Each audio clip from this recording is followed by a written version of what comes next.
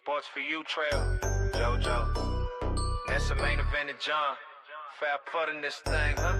Run it back. We the Fab Four, came to take the go. Take that. Walking hot, whole crowd on ho. Caribbean JoJo, West Coast Soul. Go. Demon Nessa with the glare so cold. Sports for slam, Trail never fold. Main event John, headline that show. We the Fab Four, came to take the go. Yeah. We the Fab Four, came to take the go. Yeah. Sports for you, I'm the coach and the star. Calling out plays while I'm raising the bar. Suplex style when I talk on the mic. Every line land like I'm picking up a fight. Try the OTC, I'm the plug that source. Bring that heat like a full kind of sport. Step in the ring, you can feel that force. Whole crowd lean when I change. Caribbean mommy JoJo, spice too strong. Little wine on my walk, keep the night so long. Gold on my neck, sun kiss my tone. Whole front row yelling JoJo home. West Coast Demoness, don't blink. Eyes on the belt, push you to the brink. Laugh when they talk, they don't faze me, boo. I'm the chill before the storm, rolling straight at you. Yeah. We the Fab Four, can I take that gold? One flame. One flame. One flame. Say it with your chest, say the crew, say the gang. JoJo, that's the sports, John in the frame. Every time we step, whole world know the name. Fab Four. Fab Four, Fab Four. Let them know, let them know. Fab Four, Fab Four. Let them know, let them know. Let them know, let them know. Yeah. Wait. Hey. Yeah. Let them know, let them know.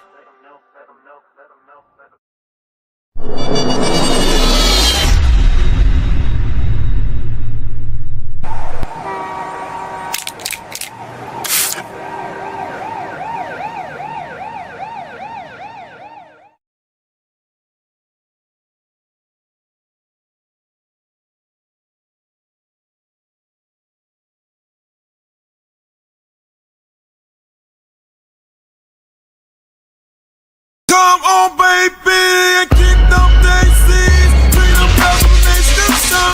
I want you to. Bring them girls from the nation, do some.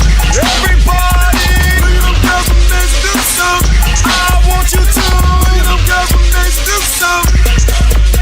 Say, look, them girls from the nation, do some. You know what I'm saying? Take me back to 90. Take me back to 94, 95. Okay. I guess it's just the best in the West tonight. Yeah, ladies. It is what it is. I didn't get a memo, but it's all good. Welcome to S4UWrestling, the come up episode 69. You know what I'm saying? I am the OTC Trail. That is the main event. You said the 90s, man. I mean, during that time, what a time to be alive, though, right? Though, I mean, what a good time to be a kid during that period of time. What was like one of your fondest memories of that time period when them Daisy Dukes and the shorties was popping? It was just the booty shaking era, because obviously you had them. You had obviously Daisy Dukes. You had Whoop, There It Is. Tag team, 69 boys, all of them dudes. Yeah, man. Quad City DJs, you know what I'm saying? They had to train. Pause. But I'm gonna ride that train. Let it rain. Yep. That I was gonna put that as the intro, but I'm like, they're not the same people. So that would have threw off everything I had. But man, I remember growing up, man, especially during the summertime, you got the Kool-Aid with the mixed flavors, but we didn't. It was like my mom used to make like cherry and I think lemonade. Yeah. And then she actually cut up the lemon and put it inside the container with the Kool-Aid. So it was on popping, man. It was a good time indeed. Like I said, what a good era to be born in, because no internet, no laptops, no tablets, just basketball or outside bikes, all the way down to the street lights come on. You know about the street light rule, right, John? Oh, of course. You gotta be in the house when the street lights come on. That means get in the house. Yep. And if she got to come outside and you still outside, there's a problem. Yep. But shout out to the 90s. But Oh, you yes. know, Beautiful it was time. it's supposed to be about fun today. But before we get to the fun part of the show, we do gotta address the elephant in the room in the world of professional wrestling. Uh, you know, one of the people that helped raise us Mm-hmm. as cheering, um, Big Sexy, and I ain't talking about Raquel. Uh, I'm talking about Big Daddy Cool, Big Sexy Kevin Nash. He was in the news past couple days. yes, he was. I mean, when the man usually speaks, people either like it or don't. But it helped careers like Raquel. He was critiquing her at one point. Some people didn't like it, but look where she is now. But this one was kind of, it drew mixed reactions from people because he was on, you know, talking about the character of Javon Evans. And I'm just gonna paraphrase it. He wanted Javon Evans to be more urban than a Bojangles. Mm. See, the urban part, I don't think that's what really got people upset because it was the Bojangles, the one Yes, ruffle a lot of feathers. What's your take on the whole Kevin Nash situation? I understood where his heart was, but it was a horrible choice of words because when you hear when people of color hear the term Bojangles, it's triggering. I know this for a fact. I lived in Orange County. I heard that word before. It triggered me. So I had little flashbacks. When I heard that word, I was like, because I remember one time one of my boys, he was black. He called me that. I was like, dog, don't do that. But then he did it around white people. And I was like, dog, do you know what the hell you doing? You supposed to be from our side of the turf? Right. That don't work. That don't work. So I know what he was trying, the message he was trying to prove, trying to get out, because he was focusing on Javon's creative. Mm-hmm. He just used bad messaging. And when you hear the term Bojangles, you're making it seem like Javon ain't black enough, or he's trying too hard, or he's trying to be black, or he basically calling them a minstrel show. You that and Kev's smarter than that, man. He had a new, and you would think he had to know out of all people that though how triggering that word is, being an older white guy from Mm-hmm. Michigan. Come on, Mm. man. Mm-hmm. And it's when I first saw it, I mean, I you saw me in the group chat. I was like, I understood because I like to when I see stuff like this happen, I usually try to read the context where it's coming from before I overreact. Because the only thing I Mhm. saw was just that little clip. And usually all it takes is a clip to get people all riled up without watching the full thing or listening to the full thing. So I went back and I heard it and I read it. I'm like, okay, I see where it was going. And I told y'all the first thing I said was this is gonna have mixed reactions because Mhm. like it's it's when you're not us, when you try to critique something, it's always gonna raise an eyebrow.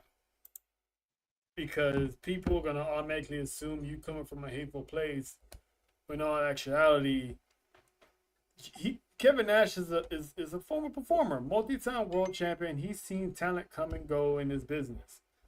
So he can say he knows what he's talking about. But yeah, that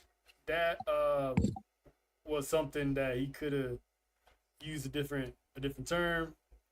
But the one thing about Kevin Nash is some OGs they know when they're wrong. Mhm. So he did a follow up. He offered, an apology to Javon. He admitted that he used, poor choice of words, and he knew the word Bojangles was used in poor taste. So basically, he just wanted to see Javon Evans' talent get pushed, to the moon and back. And then for some odd reason, he took down the apology tweet, which I don't know why you would put that down if it was a wholehearted apology. Why would you delete it? I didn't understand that either. Because now you're gonna have people thinking, were you sincere or did someone tell you to do that? And I don't know if you saw where he responded to Kev on stage. And it was kind of smug how his response. Mm-hmm. But if you go on Kevin's on stage's Twitter, he kind of responded.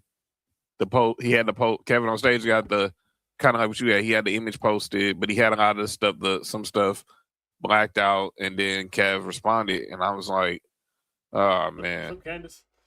Candace was good." And then Kevin posted something else and then delete that too. It's like, mean what you say and stand by it. Don't, especially like I said, the apology. Why you post the apology then delete it? Yeah, I didn't understand that at all. It's like Kevin Nash is one of those guys that I never got any type of vibe from, because I don't want to give him that excuse of, oh, he's down with the culture, he's this and that. He always felt like he was down for the cause. He always felt. I mean, I know everyone brings up. I saw him on Twitter. Well, he thought because he wore FUBU jerseys, and he told the story how Faux Life came from Mac 10 and all this stuff, which it did. He told the story like the Faux Life came from. He admitted it came. He said it was West Coast hip hop was at the time was hot. Mac 10 had just came out with Faux Life. It was on his debut album. I would know because living out here, Faux Life was played in heavy rotation on the radio stations. Mm-hmm. And when WCW came to the Forum in Inglewood, which is Mac 10's hometown, that's all he was hearing was Faux Life, Faux Life. So that's where it came from. But Kev I didn't like him deleting it because now it makes me think, okay, are you really trying to be the smartest dude in the room right now? Or are you really sorry? But I gotta give because to be honest, he don't owe me and you an apology, he don't owe the IWC apology. The person he owes the apology to is Javon. And you know what, see, this is why Javon Evans is called the young OG. Right. Because the man is young. He's barely, I don't think he's even reached club level yet. I think he just did. Just turned 21. But he carries himself like an OG. And he did a response, but the response was so smooth that he posted a clip of himself online. He's like, I apologize for being, the best that's popping. But the post, the words wasn't that made the loudest statement. It was the music he had in the background. Yeah. That made the statement. He had the old school NWO Wolfpack, which, man, that takes me back to as a child. And if I'm not mistaken, John, who was one of the founding members / leaders of NWO Red and Black Wolfpack? Oh, that would be one Kevin Nash. That'd be the man himself, Kevin Nash. So it's easy to say shots was fired in Kevin Nash's direction, but so subtle, so smooth.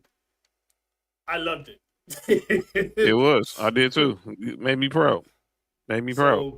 So big ups to Javon. The man has a bright future, and everybody in WWE management probably saw that. Was like, well, damn, I ain't gotta worry about him.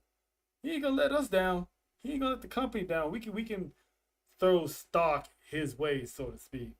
But big ups to Javon. Let's see what had a big week. Yep. Now, speaking of big weeks, SmackDown was pretty tight. You know what I'm saying? Mm-hmm. All I gotta say is, look, Nessa and JoJo ain't here, but I'm gonna say it on their behalf. Triple H, actually no. You know what? I'm gonna stall Triple H out today. Ryan Ward, sir. You owe S4UWrestling some cheddar. Yes. You owe us a cheddar. Cut the check. I went on here. I don't know if it was last Wednesday or Tribal War Zone. I said when we was talking about the injury of Chelsea Green, this woman is too good. Not me and John both said this woman is too good. Yeah, not to be on TV. Can't sit her down. I mean, on the bench, I should say. Exactly. I said, at least have this woman pull a Vicky Guerrero and have her roll up in a wheelchair doing something. And John A. Watson, what did they cook up on Friday night? She was Tiffany Stratton, who was in the match with Chelsea Green where she was injured, was walking backstage. And I forgot, did she have interaction with somebody? But she was walking, and Alba Fire accidentally pushes Chelsea Green, is pushing Chelsea Green in a fancy wheelchair. It was like a chariot. And she runs right into Tiffany Stratton. It was gold. It was gold. And it seemed, and it was perfect. It was perfect. It was perfect way. It was a perfect way. You couldn't have designed it any better. Listen, man. We hear. I'm convinced that somebody out there, somebody on the writing staff is going through wrestling podcasts week to week. Mm-hmm. And I think we just so happened they stumbled upon us by accident. Well, not by accident, but it's like, ooh, what are they talking about? And they were like, that's a good idea. Because this woman was in a wheelchair. She I don't know how long she's gonna be out. Mm-hmm. But I died. I was like, wow. Because I remember you texted me the next day. Did you see SmackDown? Yup. I had to, man. I had to. I was like, dude, I'm assuming you saw that, right? Like you saw that, right? I saw that in real time. I was at home after we got done doing No Surrender. Shout to JoJo. As we got done doing No Surrender, I went back and I watched SmackDown before I went to sleep, and I was like, but I'll be damned. This is not the first time that's happened. But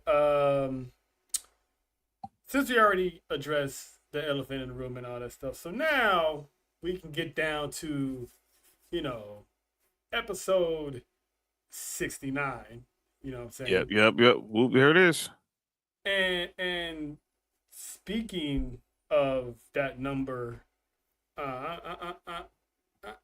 pretty sure we're all adults here. I'm pretty sure we all dabbled in the, on that particular number. Oh yeah. But this here, John, when looking back, it can't go untalked about. I lost it, dude. Pause. I lost it. I was like, well, what was that, man? Oh man, truth, so man. Let's paint the picture real quick. So actually, let me get this over here. Oh boy. Truth. Truth and DP, they partners. It goes all the way back to when they was part of the Judgment Day, and R-Truth was officially part of the Judgment Day. Good times, by the way. Wepa. It's like Damian Priest knows when Truth is around, some shit's about to happen. Mm-hmm. So good old Kit Wilson coming here, in protest about masculinity and all that stuff, had a poem. Oh boy. He did his poem. R-Truth was like, oh, that right there broke Damian Priest alone. It really did. The man acts like a child, but it's funny, you know what I'm saying? So he did his poem, and R-Truth like, oh, that's good. So he cut his own little promo. Fires are blue, roses are red. You see what you see when Oba dropped Kid on his head, right? Uh-huh. The second half of that poem, I don't even think that was PG. The man was like, you lost your manhood. All I see is a camel toe.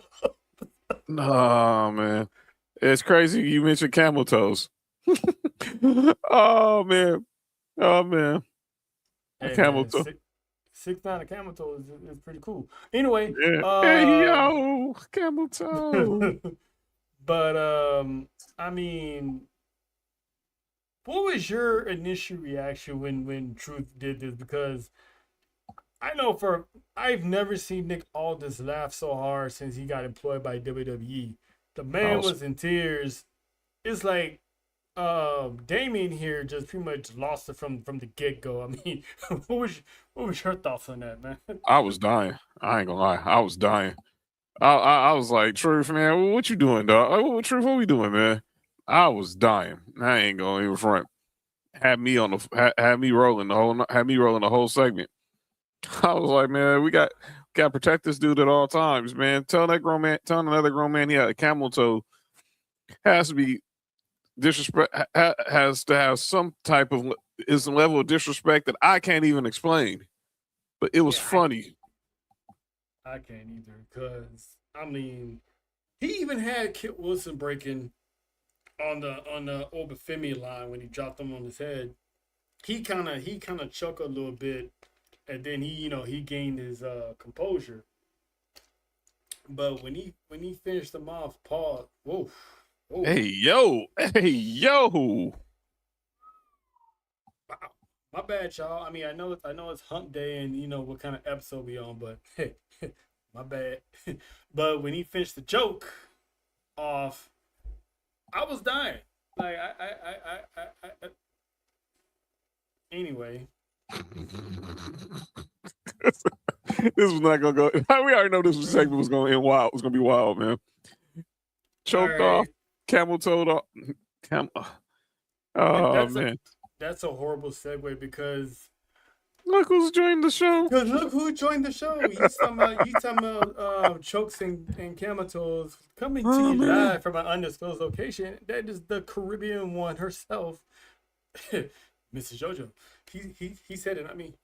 tell me camel. I'm sorry, I was hearing both of y'all. What? Have you But ever told, that was a wild line though. I'm over here Have- like, have you ever told a man he has a camel toe? no. What would you do if a man had a camel toe, JoJo? Wow, what is going on here?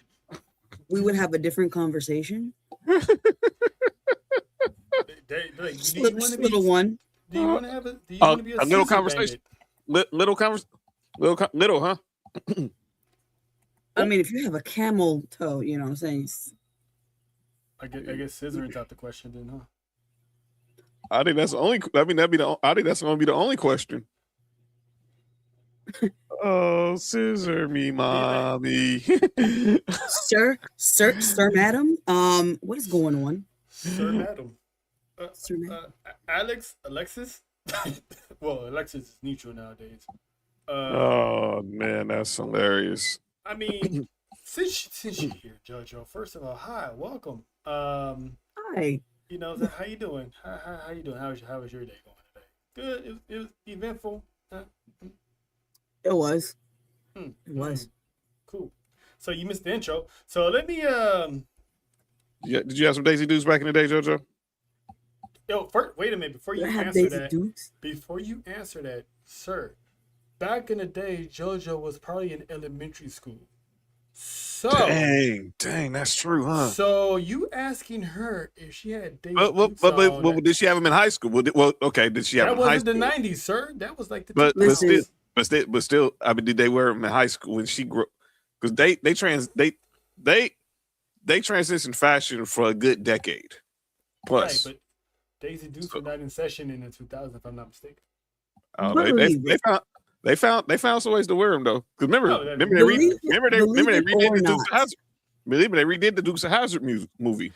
Yeah, but that was because that was what's her name's face. And she was Daisy Duke. Yeah, she was. But... Oh, I didn't. I'm really couldn't tell you how racist that show was. Oh yeah. I mean, it's right there on top of the hood of the car. But anyway, see the Confederate flag, you know what it is. But JoJo, your answer to to the out of pocket question by John Watson. Apparently, all would like to know. Hello. Well, not really. Did I wear them around parents? No. I was only allowed to get away with that. Oh God, this is gonna get me in so much trouble. I already hear it. Hey, Was during the summer, Mhm. and they were only like track shorts because of band camp, and me living in Texas, in Florida, it's hot, so we It can't is. exactly wear long pants. We catch a heat Nope. stroke. well, judging by American Pie, that seemed like that's all they wore was short shorts. Shout out to the flute. But anyway, um, Shout out to Petey. This show is really out of pocket. I walked in and it's like, What? hello? Who didn't watch? Who didn't grow up watching American Pie? Everyone wanted the Bone Stifler's mom. Still do. Anyway, Took some but milf. speaking of, like I was saying earlier, Joe, you did miss the intro. It was the Daisy Dukes. It was the '90s. We was talking about our favorite moments of the '90s. You were pretty much born at the right there at the precipice. The cusp. Yeah, so you pretty much by the time you were 10 years old, you was already 1 year shy from the 2K. So from what you can remember, what was your fondest memories of the 90s? Being able to actually sit on a Saturday, eat cereal, and watch cartoons. But we're talking about like, Cartoon Network and stuff like that. So you, just like me, you was one of the first kids that had cable. Shout out to We were allowed that.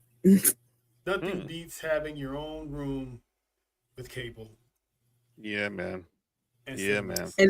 And it was good enough that my mom didn't know how to, like, we had our own TVs, but my mom couldn't figure out how to split the.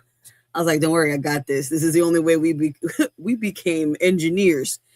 We need one of those little split thingies to be able to split the wire into the rooms. Shout out to Skinner Max. Shout out to Skinner Max. No, that was not that. I can hear it from other rooms. I can hear your I have government name brothers. being called right now. Mhm. Oh, I know. I was in the crossfire from one of your brother's tweets. But anyway, anywho, Dang. shout out to you. Shout out to JoJo. I mean, listen, if I ever run into a jam, I can call him my Terra twin. You know what I'm saying? Those were the days. Listen, man. You're right. Those are the days of the squiggly lines when he's trying to watch something he wasn't supposed to watch. Yeah. Shout out to paper. Yeah, your pay-per-views were expensive back then. Oh, listen. I mean, right now a pay-per-view from back then would be like a cost of a whole entire meal from Wingstop. Pretty much. Back then, they're like what, $40, and parents used to trip over them $40. Yeah, sure did. Right? You gotta stay up late. Once every blue moon. Listen, I stayed up. Talk about you stayed up late till like 12, 1 o'clock in the morning. Talk about you were sitting next to the TV with the volume on like 1. Listen. Friday night, Saturday night was Little Trail night. Cause listen, I was well, never mind. I had Cinemax on one channel and Nickelodeon on the other. Nickelodeon. Switch real quick. So I hear it beating on the door. How come the volume is so low? Huh? I didn't want to wake you, Mom. You were sleeping. So listen, that all I'm gonna say is I didn't know there was more than one version of Gilligan's Island. What? They said Skipper, and that's what they meant. They skipped her, and Marianne was the same on the real show as it was on that show. I was like, all right. And with the squiggly line, they kind of like aliens, because it's like it was like half black and white, but they kind of try to throw the color in there. But you know what? Anyway, is there the Skipper too? He did both of them. Is there a story you have from the 90s that anybody want to talk about? Oh man, Funny 90s, story, 90. hilarious story, getting your ass whooping story. I don't know. Well, 8th grade. I got caught 2 weeks before graduation. I got caught with my hand in her girl skirt. Did you shoot her or something? No, No, just for that but shit. she did apparently. Yeah, she did. She did. He comes JT, in JT. right when he gives his testimony. He comes in with the jingle. Whoa! Huh. This is Oh crap. my god. This is crap.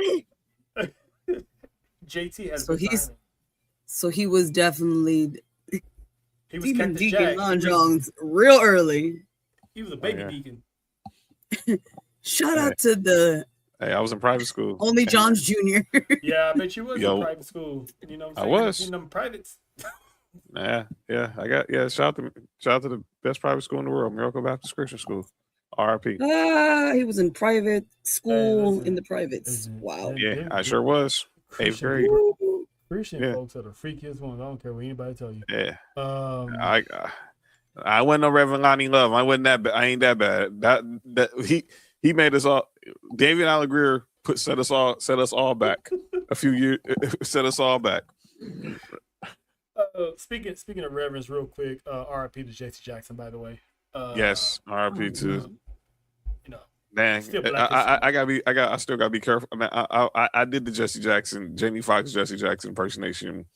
I feel bad for doing it, but it's gonna stay in infamy anytime I watch Booty Call. Let me first say that I was wrong, and then you know the rest. Go watch the movie, but go watch the movie. But just remember, I am somebody. I am somebody. The repeat was crazy in that movie. So I smacked my ass. I was like, well damn, well, hold on, Reverend. I was like, hold on, Jesse. I remember one time back then, like my mom used to record movies on the VHS tapes. You know, you put them in, you hit record when Damn. you know when the movie exactly. Oh Damn. yeah. Exactly. That's how old. Well, that's how more advanced we are. You are dating some of us, and like for the people that don't know how old we are, thinking, "Oh, you guys are young." Yeah. Yeah. Exactly. What are VHS? Exactly. Boy. She used to watch Texas Chainsaw Massacre. So Oh no. she was recording it. Now, John, I'm pretty sure you know this for a fact. During that time, that's where Money and a Thing came out. Mm-hmm. The movie. I mean, not the movie. The music. The song. Whatever. Little Scrappy. What? You said Money in the Bank? No, Money ain't a Money. thing. No, Money in the. Okay, JD and Jay Z. Right. Yeah. So I'm watching that in my room, you know, MTV, you know what I'm saying? Whoop. We all had the same type of remote, so my remote on my TV can do some damage on her TV. So she's recording. Yeah, you see where I'm getting at, JoJo. Oh boy. She's recording the movie, so it's at the end, you know, the credits going up and stuff like that. So you see the number come up 3-4, and doing the switches, the top down, string down, Money ain't a thing. She's like, "What the?" And I'm just dying laughing. She turns around and grabs the house shoe. Oh boy. So for the longest time when we had them tapes, when I used to go back and watch them, I fast forward to the end. I'm like, "Oh, there's my video." I miss the 90s. JoJo, you got anything you want to share? God bless the 90s. Yeah, you do. Pick one. I know you got a lot. Yeah. in the 90s, you know, I was a kid, so I was very guarded in those areas. You know what I'm saying? Now hit me in the 2000s. Then we got it. 2000s was high school. Yeah, that was a wild time too. Oh. That was a wild time too. 2000. So it's like if we got out of pocket, listen, I didn't like ass whoopings. You know, I did. I left that to my brother because he got caught. Sorry, Mom. Oh, damn. Well, I say this. I didn't get many of those. Thank God. You set your brother up? You set your brother up a few times, huh? Huh? So you set your brother up a few times? I actually covered my brother a lot. I was definitely my brother's keeper, but listen, you get caught. I know nothing. Which You hear me? I will deny, unless you got proof. And back then, we didn't have cell phones, so you can catch me. Nope. And not everybody had a little camcorder because even if you did, you still have to go get that bitch developed. And anybody got money to do that. You know, damn, developing photos. Sheesh. I just did that the other day. I walked into Walmart and somebody was actually developing photos. And I was like, like a 1 hour, like a 1 hour photo? They still exist? Like he was legit like cutting photos from a. And I'm like, hello? You still do that? Right? Hello? They still go to 1 hour photo? Sounds like That's me in insane. here. That's insane. That is scary. But I remember having a job during the 1 hour photo era. That's true. That's true. But man, I do miss the 90s though. But you know, shout out to the 69 boys because my mom used to always have that blasting in the car. And the first song I ever heard was Tootsie Roll. And oh my God. That was it was at every function. When I used to go to the Y, they play it. It was like the remix was dope too. So listen, you know, cotton candy sweet as gold. You know what I'm saying? Let me see your Tootsie Roll. I can still listen, do it. when I see, listen, we like if the parents weren't around, like the ones that got you in trouble, yeah, we would do those dances. But then you know you gotta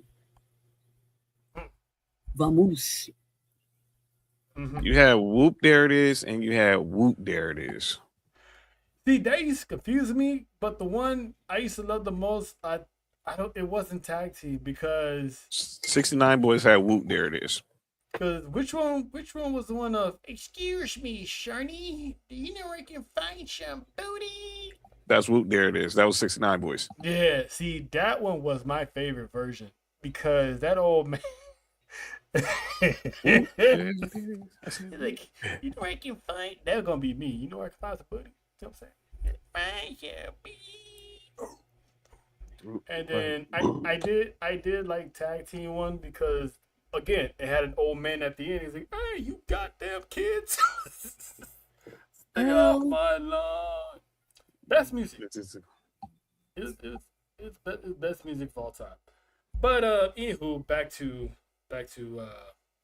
wrestling here. Wrestlemania. Wrestling. Does everybody want? Head. Does everybody need? Head. Was everybody love? Agreed. Head. Agreed. Yeah. I'm pretty sure everybody can agree. Yeah. Yeah. You know. Yeah. Who doesn't love head? You know, Fat Force in the drop. But anyway, moving on. So Wrestlemania is coming up pretty soon, and what is the one thing I always say at the end of every show? You know, Wash your ass. Exactly. So. Oh my God. So no, you heard that, DeMarco Farr? You heard that, DeMarco? It's cool, JoJo. You can sit this one out a little bit. Fellas, you love wrestling, I know. And hopefully you love to keep yourself clean. Please. But also don't forget the wipe because as of now, WWE is now in partnership with Dude Wipes. So when you meet, you know, the women of WWE, be professional, you know, be nice, be courteous, be gentleman-like, smell good, and now you can make sure you wipe your ass, and you ain't gotta worry about the toilet paper burn, because Dude Wipes is definitely where it's at. So they're partnering up. They're partnering up, so you're gonna see a lot in the near future of, you know, their logo designs at WWE events. And certain superstars are gonna be part of the branding, and one of them by which will be Dominic Mysterio, which is ironic because Dirty Dom is gonna be sponsored by Dude Wipes. No more No more little shredded pieces of toilet paper left No behind. more, no more little shredded pieces of anything left Get your behind. get the You know, mustache right, Dirty Sanchez. what I'm saying? Who? Anywho, so he's gonna be one of the superstars that's being sponsored. It's gonna be actually on his gear, preferably on Monday Night Raw and some PLEs. Ain't nothing more Yeah, raw than that. Oh my you god. see, you don't want to walk around with raw pants. You know what I'm saying? So keep yourself clean at all times. Drew McIntyre said it himself. You know, just keep yourself clean, cause Please. hugging on these ladies. Well, if they let you, hugging on these ladies, take a photo, and you smell like high heaven. It's like, listen, you got to smell good from head to toe, all the way down to your crack. That's right. Because when it's hot out there and you didn't wipe your ass, it Please. Wipe it. Wipe it. Wipe it down. wipe it down. Hey, wipe it down. Yeah. Wipe it down. Wipe it down. Wipe it down. But Please. yes, do us a favor, especially if we're standing in line. We ain't trying to. We Please Especially, make sure. especially for you tall men and us short women that will be at those events. yeah. You know what I'm saying? Please make sure your hygiene game is right That's in Vegas, right. please. I beg of you. I forgot about that, JoJo. That you are so right. I mean, the little mamas ain't trying to smell what you had last night. That's right. You know what I'm saying? So seriously, be easy. You know what I'm saying? Let's get into some piece of news. Some news broke yesterday in the middle of NXT. That's right. Uh, my mama's Oh, pretty young thing over here, Michelle Parker. It was revealed that she suffered a neck injury in the brawl she had with Blake Monroe. And this pretty much was, I went back and this was the spot. She couldn't get the suplex all the way and literally landed on the top of her head. Mm-hmm. So she's going to be out, but she lived up to the kayfabe angle when she was on the show with Natty. And she was saying, busted open. She was like, giving props to Blake and all that stuff. And she's going to be back. But I don't know how long the injury is going to be. I don't know how long she's going to be out. But this is, like I said before, John, this is the worst time to get any type of injury is Mania season. And that includes NXT, stand and deliver season. Here's the question. I think people didn't pay close attention when Stone made that announcement. He announced first that she was suspended first for kicking that referee in the nuts. Mm-hmm. Then broke the news about the neck injury. And like you said, I saw the same interview she did with Natty and Dave LaGreca, and they was asking her about it, and she wouldn't say one word about it. She living up, keeping the angle alive. What up, Maria? Keeping the angle alive. I mean, she but she admitted that yes, she did kick the referee in the nuts. What y'all gonna do about it? Yeah, because Jada Parker don't play. She says she's ready to carry the banner of NXT because half these women will get called up. The Soul Rukas, the JC James, and eventually Fallon Henley. I'm pretty sure Kalani is gonna get called one of these days because she's been putting on some good work. Lola Vice is probably getting called up. So she said she's ready to carry that mantle. But do you think that it's not that bad? That's why she's kayfabing, or is she just staying in character and not letting people know that she's legit gonna be out? Hopefully she still does vignettes though. I think she'd be back. I think she's back by Vengeance Day, but she'll definitely be at Stand and Deliver. Or she'll be back when they got 4 shows between now and Stand and Deliver. Obviously, the show that was supposed to happen next week in ATL is going back to the PC. That's a loaded show. Mm-hmm. They got Vengeance Day. They're going to Houston on St. Patrick's Day, and then they go into the Garden at the end of March So I think she'll be back sometime between one of them 3 shows. And her and Blake Griffin are going to, I'm sorry, Blake Monroe. Wow. Still in All-Star Weekend mode. I trust me. What up, Kenzie? Her and Blake Monroe are going to beat the living crap out of each other. Trust me, I don't see Blake Griffin when I see Blake Monroe. I see something else. I see Mariah May. I see glamour. I know freckle-faced redhead. Damn, that's hate. But shout out to Blake. He's going into the Hall of Fame. He's going to go in the Hall of Fame. That sounds like some Laker hate. But anyway, it is what it is. But speaking of WWE Elite, and calling her trash was funny. Yeah, it was, but you know, but she's not. Hopefully, you know, Jade Park gets back and gets going because she's on this momentum run right now, and we need Miss Parker on our screen, right? That's what I'm saying. That was an accident. Trust me. I did not see. Listen, do we need Rose Court? Nah. Do we need, nah. I mean, no, we don't need no Rose Court for that. I saw Blake Monroe. I just thought of Blake. I don't know why I said Blake Griffin. I knew Blake Monroe. I know who we're talking about. There ain't no mistake there. Nah, don't call me no John Kaplan. Because number one, I don't think Rhea Ripley looks like Marilyn Manson. I'll take that highly offensive. Relax, Kenzie.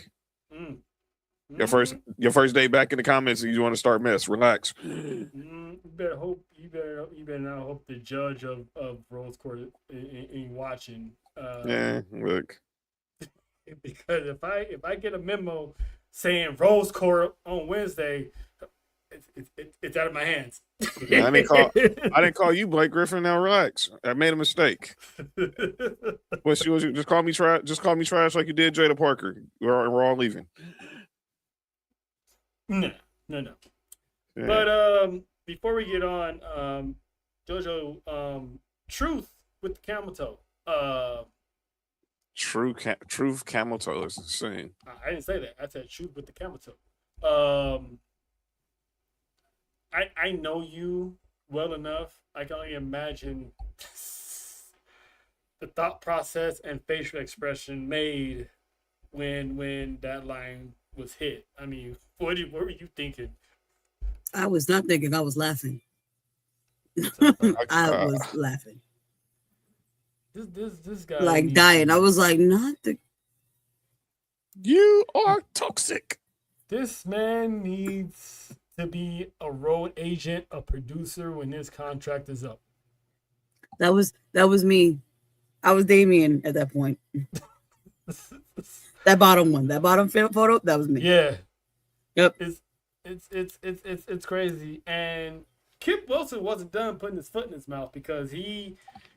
Sometimes you gotta learn when to shut up, kid.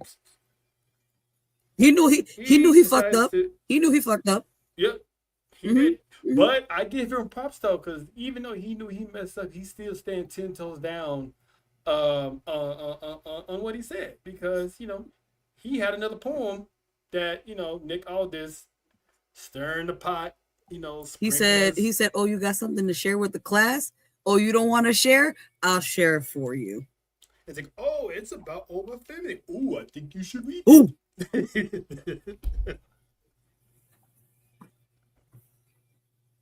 I love it. So he got a rematch with Obafemi. No, okay, cool. I just feel bad for that man though. Yeah, they gonna have a Rose Court on Friday. They address their issues. Oh well, yeah, it is because and if you notice, he was looking over the SmackDown contract when Kit Wilson. He was just about to put pen to paper, and he was just about to sign, and then Kit Wilson walk in and pretty much got himself a match again next week on SmackDown. That boy gonna be stretched again. Well, they'll think you have a camel toe. They'll definitely think you have a camel toe after that. Wow, getting stretched again is crazy. That's top work. Well, he said. Well, Truth said he had a camel toe, so you got to get stretched. Uh-oh.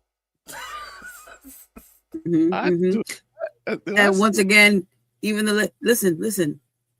Don't forget the dude wipes. Exactly, because you got a camel toe, you might as well just wipe the front too while you're at it. But use a different wipe for each Remember, part, front to back, front to back. Front to back. But if you got two Get sets all of in the those, anus. If you got two sets of those though, you might want to wipe the back, throw it out in the way, and get another wipe the front. Because you don't want to have a streaker, So you go front to back. Yeah, but then you got the. Anyway, you know what?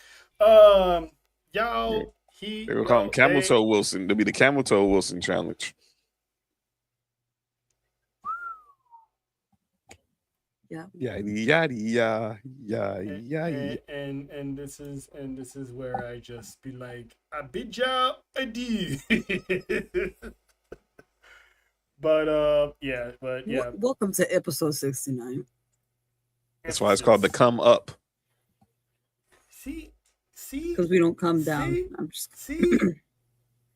You get what I was doing. You saw the vision I was doing, right? You listen. That's my guy. The comes up.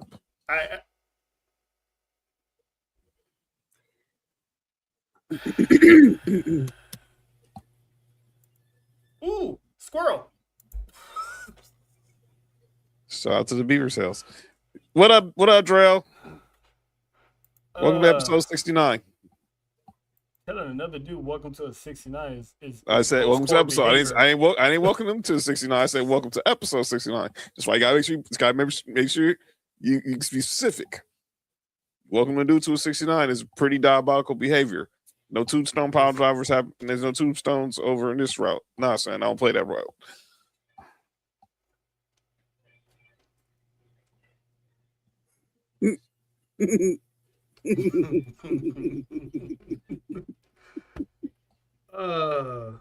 John A. Watson, everybody.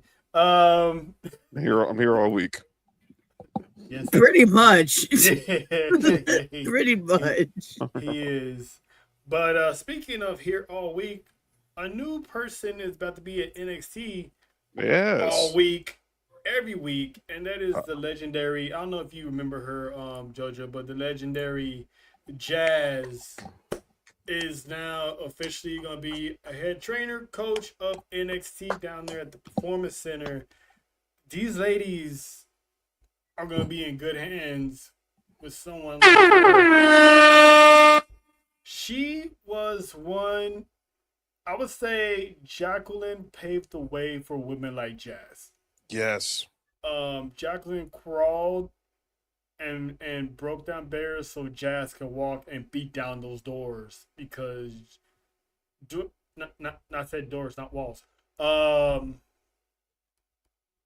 that time period of the Ruthless Aggression era, Jazz was she was like what part of the later part of the Attitude Era and the Ruthless Aggression era. That is correct. Mistaken.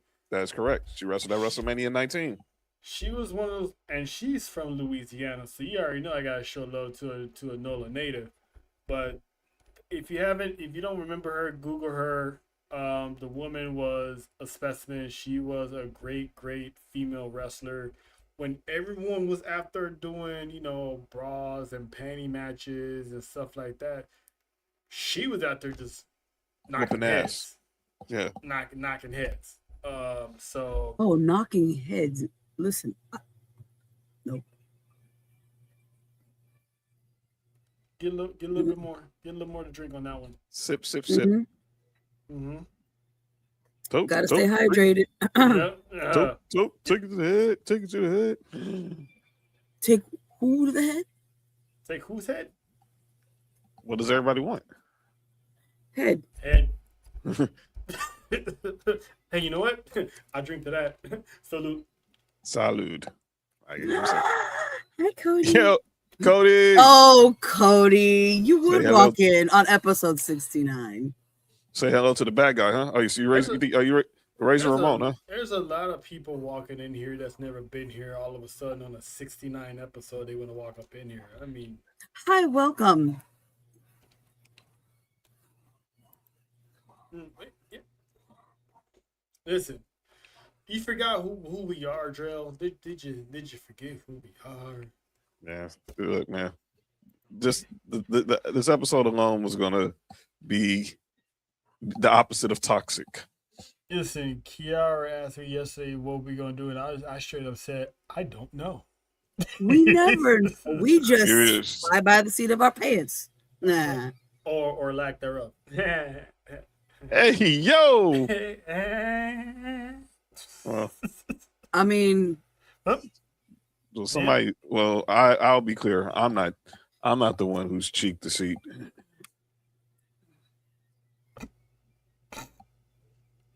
Wait, I have it here.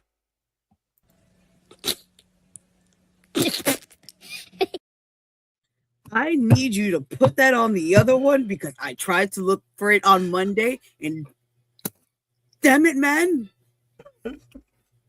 Shit, that Caribbean came out right there. It sounded kind of Captain Kirk's. Damn it, Jim!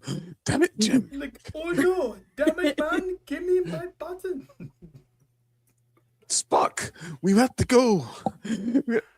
Beam me up, Scotty. Hit him with the Ace Ventura. Shake it, whack, whack. But yeah, so in the news for once again we're gonna shift back to Wrestlemania real quick. Last week they were actually in talks, having a little meeting regarding the ticket prices. And from what I heard, they're not budging on the Well, damn, I got excited. I was gonna say it's gonna be cheaper. Thank goodness. I mean, they still talking about it because I know for a fact they're not budging on the blacklisting, keeping people from having watch parties at those restaurants. I heard they're not budging on that one at all. Pick me. Please let me go first. Please let me go first. That's right. You know what? I'm going to here. I've been waiting to say this all week. So, everyone wants to blame this man. Everybody wants to blame this man right here. That is one Paul Levesque, one Triple H. Everyone wants to blame this man for what's going on with ticket sales, everything on the WWE. You want to criticize him for creative? Be my guest. Business-wise, he ain't the one. He ain't the one. These dudes are the one. They look like they would be the ones. This one in the blue jacket, that is Ari Emanuel. The one right here with the tie, that is Mark Shapiro. Those are the principal owners of TKO. By the way, Mark Shapiro was The Rock's agent. So if you want to, obviously, everyone wants to keep saying WWE. No, they don't ever want to put names to faces when everyone talks about TKO. Well, damn it, I am. Ari Emanuel, Damn it. Mark Shapiro. Because people don't know what these dudes look like. Well, I'm showing you what they look like. These are the dudes you want to blame for if you can't go to WrestleMania and go to a watch party. It's these two right here. Public enemy number 1 and 2. Those are the dudes you need to look up. And also, seriously. And plus, people gotta understand too, if that story is true that they're second guessing Triple H, it's because Triple H is probably back there having a tug of war with the good people at TKO. That for sure. It is nothing anything else. And they're letting Triple H take the fall, take the backlash from fans because fans are not smart enough or don't care to know the truth about what's going on with WWE, because WWE isn't killing the business. It's TKO not making it easy for everybody else to enjoy the business, because let's backtrack, because people keep saying, Vince McMahon would never do this. You want to know why Vince McMahon would never do this? Because WWE wasn't in debt. TKO is in debt. TKO uses WWE and UFC to try to pay off their debt. That's why ticket prices are through the roof. Because when me and John went to WrestleMania 39, the nosebleed seats were like, if I'm not mistaken, it was like 100 and something. The average ticket price, I saw it the other day. The average ticket price for WrestleMania 39 was $139. Listen, you realize if that price stayed the same for Vegas, we'd be in there for 2 nights? You know what I'm saying? Because it's people gotta understand it's TKO trying to get themselves out of debt. That's why the prices are being jacked up. It's not WWE. It's not Triple H trying to not care about the bit. It's those two guys that John was talking about. It was two stupid dogs. So here we go. WrestleMania. I'm giving you the last 5 WrestleManias. Average ticket price. WrestleMania 37, which was the COVID WrestleMania in Tampa, 170. Shout out to Tampa. Was on 170. WrestleMania 38, which was the first WrestleMania with full fans, in Dallas, 135. WrestleMania 39, which me and Terrell attended here in our city of LA, 169. WrestleMania. This is where the jump happens. WrestleMania 40 in Philly, average ticket price $341. And then last year, WrestleMania 41 in Vegas, average ticket price $635. And I think this year is going to be the same amount, if not 700. Listen, I wish I would pay WrestleMania 39 money all over again. Please. You know what I'm saying? Like 169. We pay what? I think we pay like 2 bills each for both. We pay like 2 bills a night for Saturday and Sunday. Come on, man. So it's clear that WrestleMania is still gonna be one expensive as hell, and more than likely we're probably gonna be at the crib watching it, or maybe somewhere with our peoples, watching it, and maybe we'll watch it all. If you noticed a lot during the commercials, not during Raw, SmackDown, saw even NXT, how they're trying to push those on location packages. They're trying to really push those. Well, if you want, you got a friend, for a group where you want to go to it could be a bachelor party or a family vacation. You try on location. And when I looked at it, I just looked it up for research purposes. They had one package for $6 but you get 4 2-day tickets. You get a 5-day pass to WWE World. You get an exclusive meet and greets. You get a lanyard, basically a bunch of stuff. So if the Fab Four wanted to go use this, we all just need to come up with 15 bands. And who's the one that's saying they're gonna have a party, a bachelor party? Exactly. But it's not even for a party. If you was just trying to if you just wanted 4 people to go, it'd be 15 bands apiece. Yeah, no. No. Or what was it? What did you say, Trell? What was that you said? What'd you say? I said I know. How about no? Yeah. Listen, my pockets hurt. If I had tattoos, they'd be crying right now. Shout to Dalton. I got 3. They shrinked and cried in the corner. Oh, tattoo shrink. Anywho, I have nothing on me that can shrink, so. What?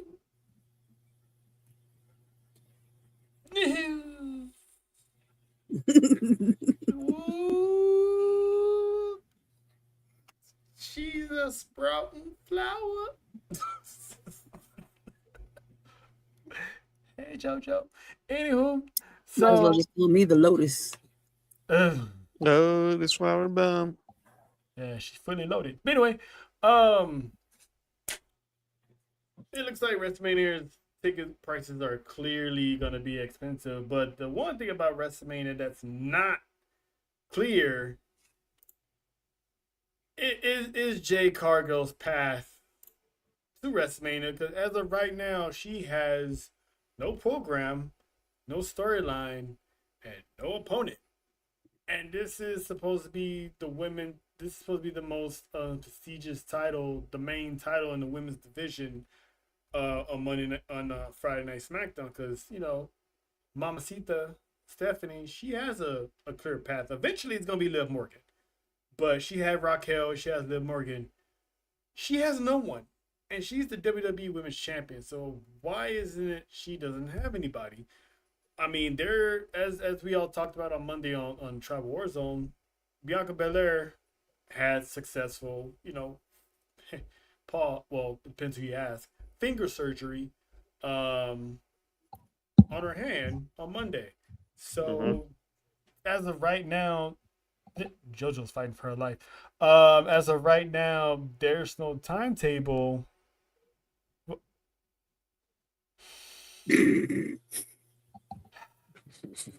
Fingering, huh? It's the wave motion for me. That How you're supposed to do it. It's not. I'm just saying. It's not this. Yeah, okay. You gotta be a smooth. It's a come here motion. Come here. Literally. You rotate. You gotta rotate it. You gotta rotate, huh? No, yeah. It's what? like, yeah. You know what I'm saying? When no circular motion. Well, sometimes. But there's no clear path for her. She already just got rid of Jordan Grace, which I personally think should have been held out to the chamber. So with Bianca out of the way, WWE has mentioned either Tiffany Stratton or Charlotte Flair as a backup plan if Bianca is not ready for Vegas. John, who would you prefer? Because I know Charlotte is set to qualify this week for the Elimination Chamber. Because I have her, but I'm gonna let you go and see what your thoughts are. I do too. Look, there's not many things Charlotte Flair hasn't done on her career. She's main event in WrestleMania. She's a 14-time champ. 2-time Royal Rumble winner. I think the only two things she really hasn't done that she hasn't checked off on her list is win the Elimination Chamber, matter of fact, compete in Elimination Chamber, and win Money in the Bank. Mm-hmm. She's been cashed on numerous times for Money in the Bank, but she's never won Money in the Bank or never been in Money in the Bank. Mm-hmm. But I got her winning because she hasn't been in the world title picture in 3 years. Yeah, that's a long time. And do you remember her last title reign? Yeah, we was there. That's right. When she lost to Rhea Ripley at WrestleMania 39, she was trying to compete with Asuka and Bianca, and obviously Asuka got the title, and then Io cashed in. And became champ, and and then she had the knee injury that kept her on the shelf for over a year, and that's why she hasn't been in the title picture. And last year at Mania was her first time ever being back in the picture. And obviously she won the Rumble, but she lost to Tiffany. Mm-hmm. So it might be time. And they've been teasing her and Charlotte since Jade. They've been teasing this since Jade pulled up that infamous episode of SmackDown, and she was like, "It's my pleasure." It's like it's gonna be. So now it's gonna be. Mm-hmm. And that's what I was about to get to. They've been picking her. I'm not picking her. They've been teasing this for well over 3 years now. And then they teased it once Jay won the title. Every time, every now and then, someone makes an entrance. Here comes the other one. Someone's leaving. Here comes the other one. And since Jay's won the title, she's been having multiple interactions backstage or somewhere with Charlotte. And Rhea Ripley as well. And let's not forget, Rhea Ripley did enter the chamber. She is going to be in the Elimination Chamber because she just qualified not too long ago. So they could. I always said Rhea was long overdue for a SmackDown move. So who knows? She could probably win the chamber and go on and face Jay. But I got Charlotte. David sees this from the beginning. But with Bianca coming back sooner rather than later, do you have Jay lose to Charlotte, or does Charlotte lose back to back? No, I think Charlotte loses, but well, if I'm reading what the tea leaves are putting out there, Bianca's going to be involved somehow in screwing Jade out of the title. If that's the way, if that's the angle they want to go, I believe we will see the EST in Vegas. It's just a matter of her what kind of capacity she'll be in, and eventually, and I think the Queen gets number 15. Tribal Chief, what's up with you, brother? Shout out to Devin. Woo! Midwest Tribal Chief in the building. Chi-Town. JoJo, your thoughts on these ladies, man? Who would you put against Jade if Bianca isn't healthy, if her finger isn't healthy yet? What is this new one that just came up? I just saw her and it slipped my mind because I like where this is going with her. Jordan Grace. Yes, she's so tiny, but she can. You know what I'm saying? That's why I call her the Joker. You resonate with her. That's the Juggernaut. Shout out to the little peoples. I see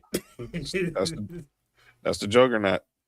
Shout out to JoJo finding people that she can get along with. I see you, madam. That's my twin. Hi, that's me. I think Jay should at least have a match at Elimination Chamber, but I know they usually don't. Because they're finding out who's picking who for the championship. But I think by the time the chamber comes around, I think Liv Morgan's already gonna make her decision. So I think Gap is Monday. I think Gap is Monday. I don't know why they're dragging this out. By the way, Liv was local today. She was on Channel 5. Shout out to Liv. But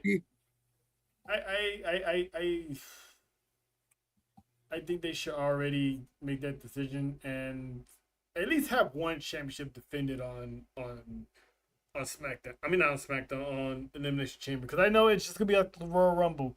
You're going to have the two major matches. The women's probably going to kick it off. The men are going to end it. But there's got to be at least 2 or 3 matches in between.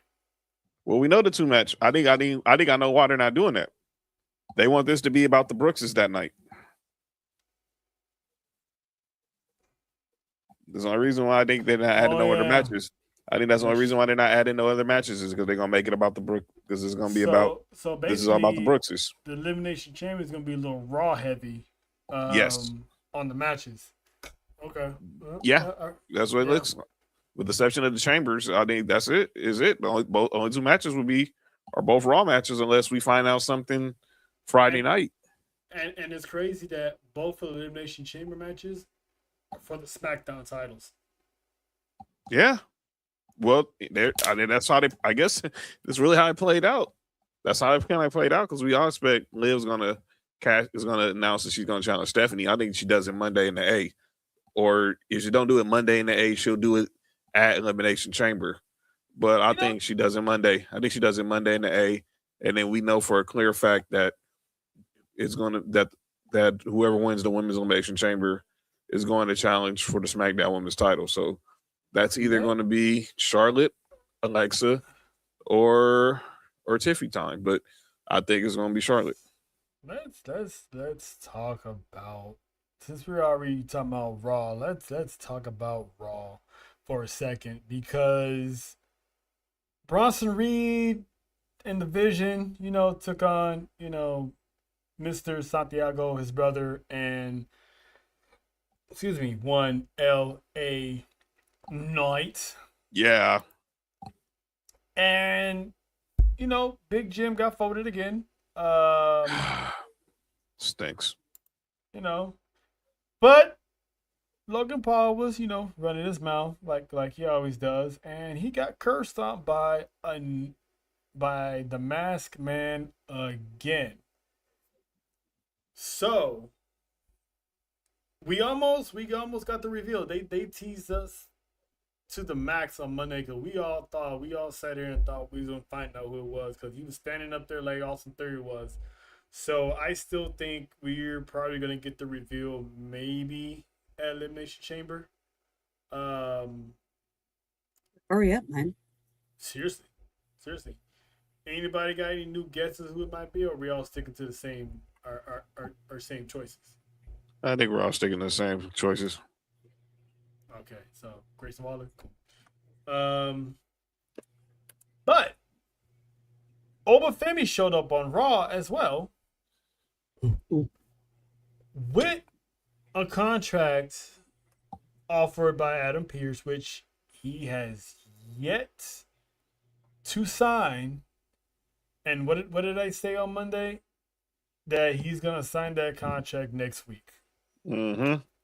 But because there's a special appearance going down next week, and that is one Brock Lesnar makes his return on Monday the 23rd. Now, question is, what is he going to be doing?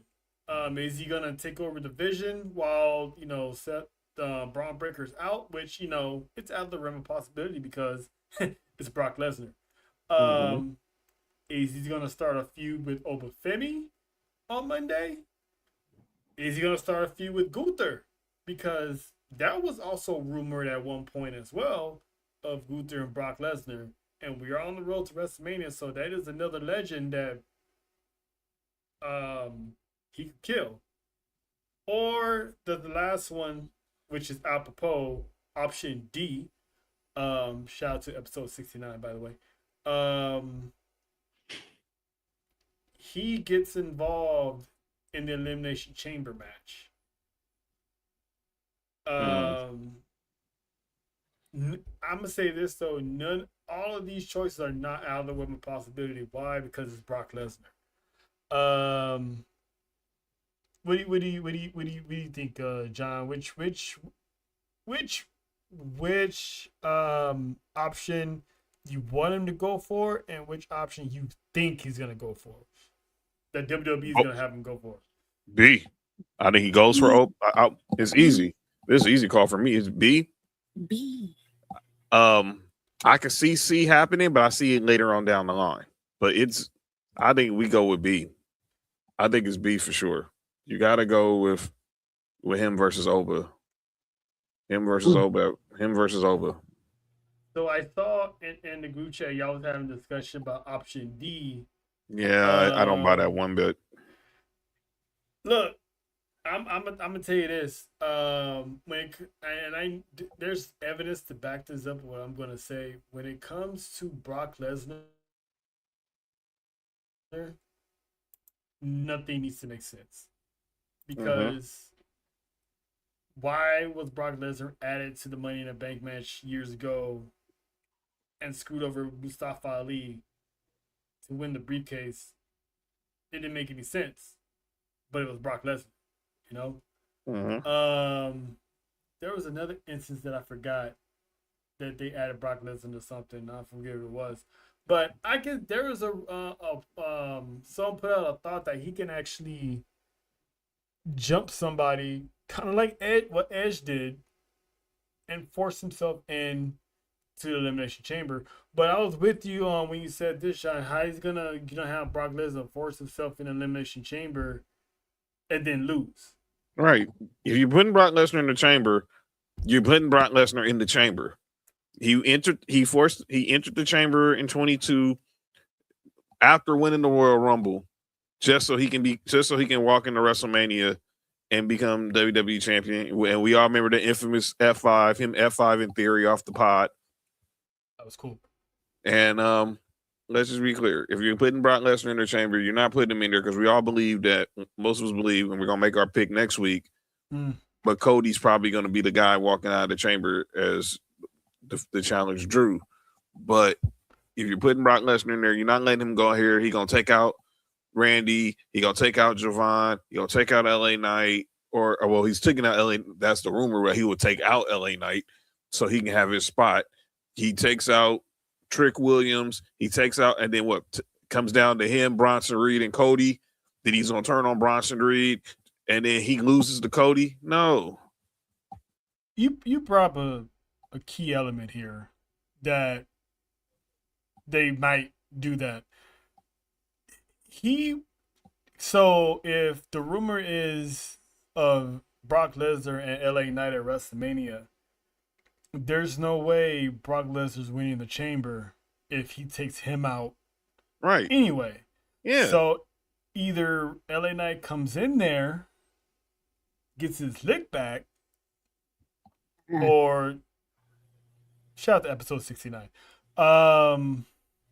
Gets it back, or there's still a scenario where Brock Lesnar can still lose inside that Chamber match. Because again, these type of matches, you think you know something and you don't, because I still didn't think that Edge would walk in, steal Kofi's spotlight, and walk out World Heavyweight Champion. Mm-hmm. I didn't see Shawn Michaels screwing The Undertaker out, giving Chris Jericho the championship. So it's a high possibility it could play out that way if they're going that way. Or he doesn't enter the Chamber, but as a favor to Paul, he still takes out LA Knight. Mm. So instead of having 6 people, you're down to 5. And maybe just for shits and giggles, maybe throw in Theory or something just to fill that spot, because no one's gonna expect Theory to win. So that half of that can still play out. Right. I mean, but anytime you get the Brown bitches in there and they get butt kicked, it puts a smile on JoJo's face. So, and we like those. Yeah. We'll see what happens. But speaking of, we're gonna go back to Raw.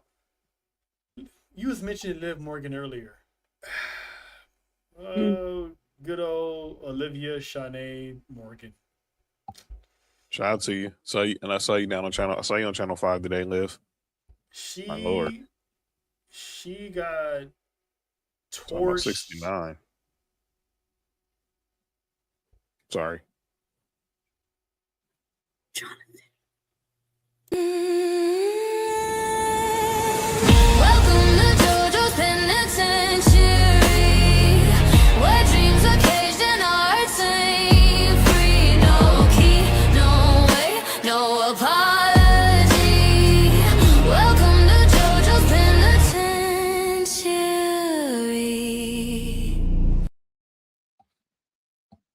Once I get a visit from Liv, I'm good. Damn. I mean, I don't think she'll have a problem with that either, so I ain't got nothing to say. I'm pretty sure she likes Oreos. I need some more water. Yeah, trust me. Yeah, I got her creamy middle for you. Ooh. Always been known to be quite the screamer. Oh my god. Oh boy, when someone touchdown in Texas, man. Oh! She already knows, man. She already knows. If I have to deal with that porn star, if I gotta deal with that porn star, she gotta deal with me. She gotta deal with the güerita. Bien, pendejo. Yeah. I don't think she has a problem. Was that you? Yeah, that was me. Yeah. Okay. I'll be like, say her name. Hold on a sec. Listen, she's gonna have a field day with washing this back. Listen. Wow. Horny jail for use. Are we talking about my Wow. penitentiary? I mean, it can play parts. There's that type of There's wing level. over there. There's a wing over there for that, and then there's the people who don't deserve it. There's underneath. You know what I'm saying? There definitely is. There's definitely is. You know what I'm saying? He's stepping over there. Yeah. Anywho, and Raquel, death row. Not in mine. Thank you. Stephanie could be there. Not Raquel. You can create your own penitentiary for that one. Damn. But you like Raquel. Who said? Not like that, but I thought you just cool with her. I thought you was cool with Raquel. Listen, she rides along with La Güerita. For now. And against who are they going after right now? Listen, Big Sexy got to get exactly. it. She got to go on a run. Exactly. I don't want to hear nothing. I don't want to hear nothing. She got the Big Sexy though. But damn, what was I talking about? We were talking about Liv. We were talking about how Liv Morgan got ethered. Oh yeah. Sorry. Now, she got ethered so bad that she said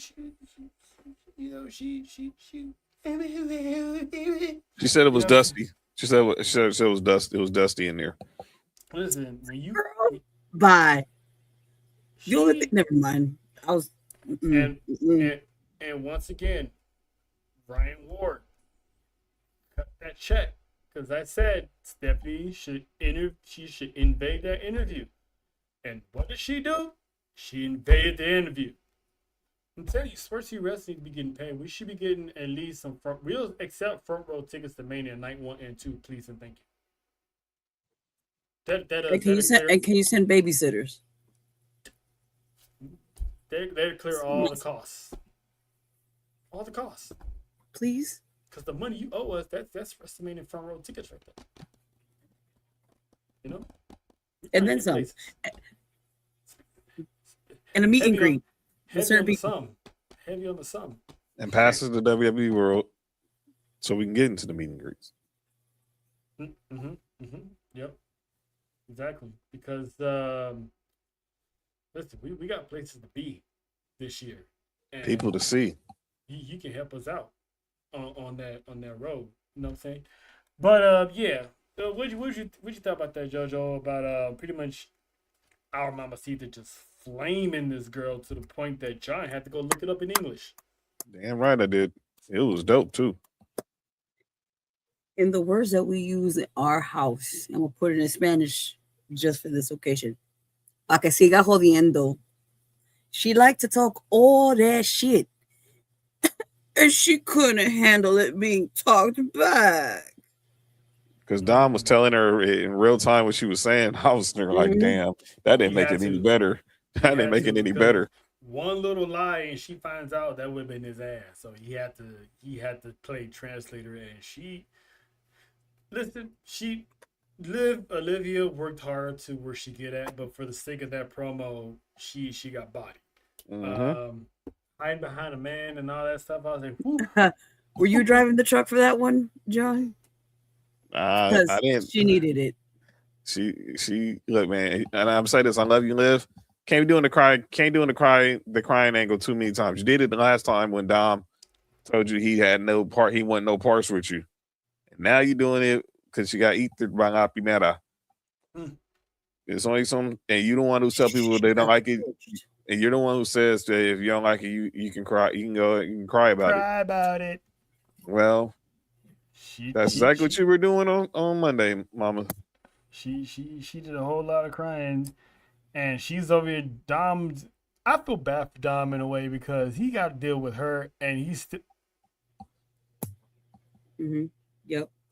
But light this up. You know what? Nope. Dom had to deal with that and plus get ready for his triple threat match because the Judgment Day is on their way out because Finn and JD, the returning JD might have had, Lord Farquaad made his return back to WWE after, breaking his Manuela. So mhm, mhm, mhm. Yep, that's I hope he's ambidextrous. Hey, yo. Well, it is 69. the hell's that guy do it?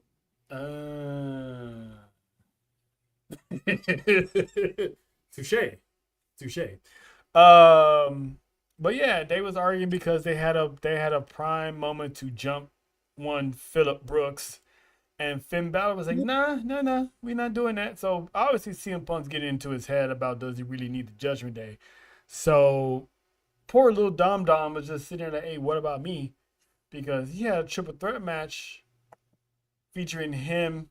Listen, do you not know us? Anyway, he had a match between himself, Gunther, and the young OG, the all-star himself, Javon Evans. And, he didn't have any backup, so he lost. Shout out to, the Go-Go Mexicano Dragon Lee for stopping Gunther from winning. Because we were sitting here thinking, how the hell Gunther is not going to win this match? Because we didn't have him going into the chamber because he's on this legend killer mode right now. So why would he go to the chamber and not win? So I like how they did that. But Javon Evans, that kid's amazing. Not bad. Not bad, young, not Mr. Bojangles. Damn, you just have to go there, huh? But that kid is on the road to greater things, and the fact that he's gonna be in the Elimination Chamber, you already know a good thing's gonna be popping when he steps foot in there. I can see that man just going like Spider-Man, just going from one pod to the next, jumping off. If Montez Ford being in the Elimination Chamber years ago is the indication, Javon Evans is about to go ape shit. No pun intended. Oh yeah, he's gonna do some crazy stuff. But so WWE also, they pretty much confirmed the first half of the year in PLEs. And this one might have the Fab Four kind of busy. Because Elimination Chamber, it's going to be on the 20th of February. Watch along, of course, join us. Vengeance Day in March 7th. And then, of course, WrestleMania weekend and Take Stand and Deliver. All in the 18th and the 19th. Highly recommend going to a Stand and Deliver. It's a must see. It's a must see. That's dope. That's priority number one because one, they're cheaper. Yes. And you can upgrade your seats. For free, by the way. Shout out to Brian.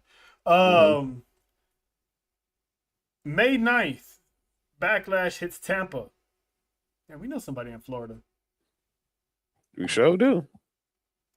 So somebody from the Fab Four might be in the building, you know what I'm saying? You never know. And then a few weeks later, it's gonna be Clash in Italy, which the news broke, if I'm not mistaken, this morning.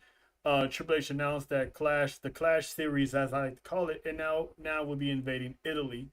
So that's gonna be a sight to see. August 1st and 2nd, of course, SummerSlam in Minneapolis, Minnesota, home of Brock Lesnar. And then September 6th, you're gonna have Money in the Bank in New Orleans. Mardi Gras, Beads, Bourbon Street. Sounds like a group. Boobies. Yep. Did you say boobies? Yep, I said she boobies. did. She sure did. That sounds like a group photo. That sounds like a group trip. Show your boobs. Show your. We would get banned right now. This is gonna be you if you do that. Boobs, boobs and beads. Boobs and beads on Bourbon Street.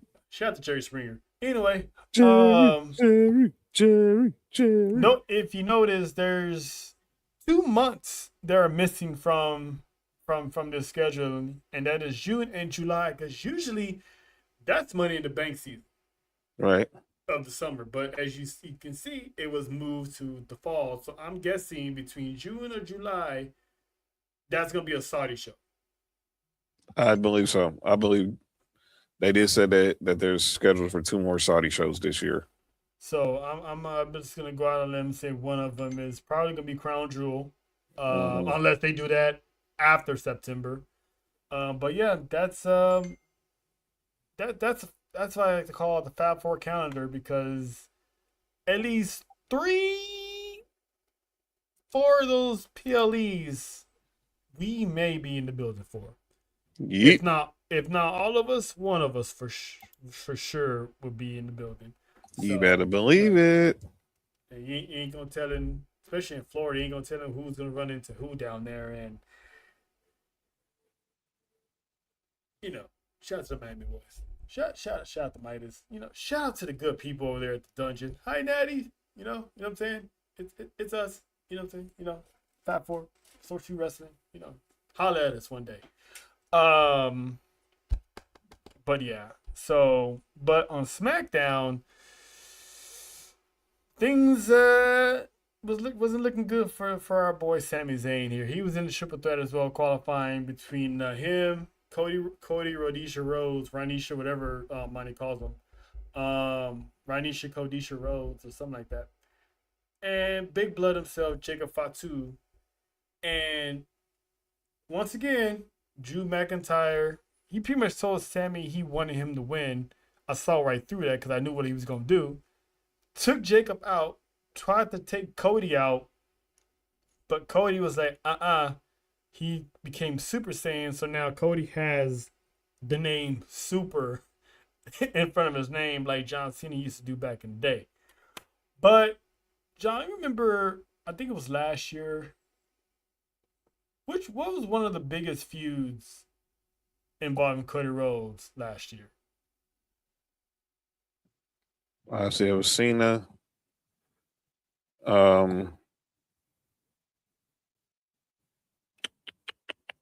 What was one of the biggest feuds for Cody outside of Cena?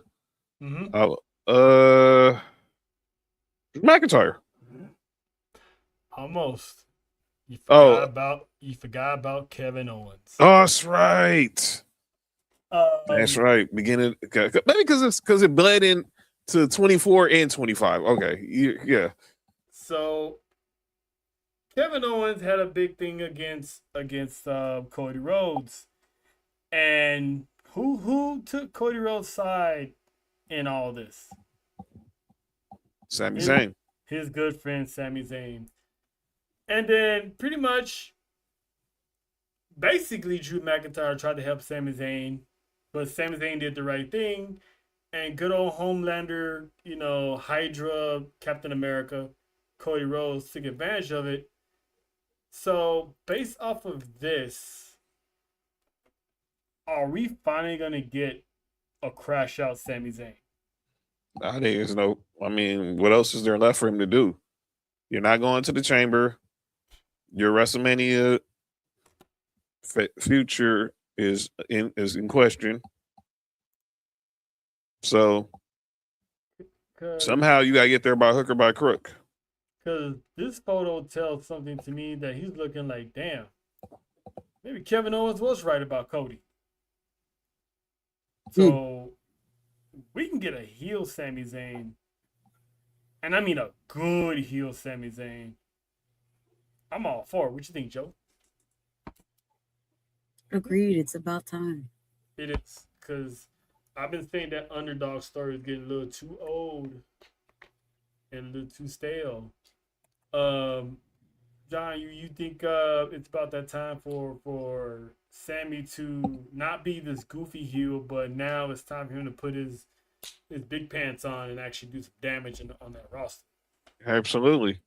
Stop BSing and get it done. Because if this is any indications, he might have a good year in 2026. Because Wrestlemania is going to be in Saudi in 2027. So if he goes on this run, he might go as the heel. Or at least more edgier, since some people don't like to use heels and stuff. Joe said you think that look he gave Cody at the end was yep. He realized that, damn, this motherfucker stabbed me in the back. maybe Kevin Owens and his conspiracy theories actually made sense. It's always the people that you think don't make no sense, but then when something happens, you go back and reflect and be like, damn, dude was right. But before we get to what we get here to, John, is there anything else you wanna that I didn't go over that you wanna talk about real quick?